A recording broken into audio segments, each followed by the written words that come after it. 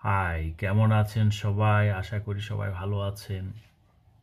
আজকে একটা জিনিস মনে পড়লো, দেখছি আর কি, যে সচরাচর দেখা যাচ্ছে।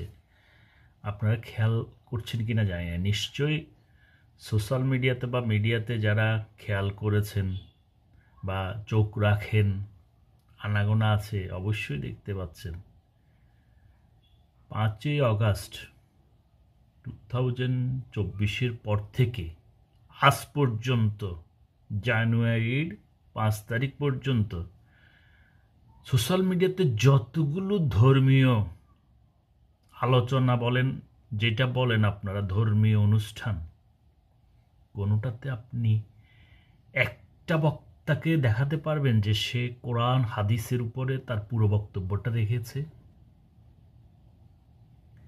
প্রথমেই কিছু আউল বাউল আরম্ভ করবে, তারপরে বিগত সরকারকে একেবারে শরীরের যতটুকু শক্তি আছে ততটুকু দিয়ে বকাঝকা, তারপরে কিছুক্ষণ তত্ত্বাবধায়ক সরকারের বকাঝকা, তারপরে কিছুক্ষণ বিগত সরকার এরকম ছিল, ওই দল আসলে ওরকম করবে। এই এই ধরনের ধর্মীয় অনুষ্ঠান এখন যাত্রাফালার নর্তকীদের নাচের চেয়েও নোংরা হয়ে গেছে। কথাটা খুব খারাপ। আমি যারা এইসব করছে ওদেরকে ভালোবাসি, কারণ ওরা আমার ভাই, আমার আত্মীয়, আমার সমাজের লোক, সবাই আদম সন্তান। ওনাদের এই বিপদগামিতা কিছুতে আমরা মেনে নিতে পারি না। একটা কথা আপনার ধর্মে কোরআনে হাদিসের আসে না, শুধু বসেই মানে সুযোগ সন্ধানীর মতন। আমাদের সমাজটা এমন হয়ে গেছে, সহজে ভিক্ষে করে কোটিপতি হওয়া যায় এবং সব কিছু সহজে। এখন একটা পরিবেশ সৃষ্টি হয়েছে। 5ই আগস্টের আগে কিন্তু ওনাদের মাঠে দেখা যায়নি।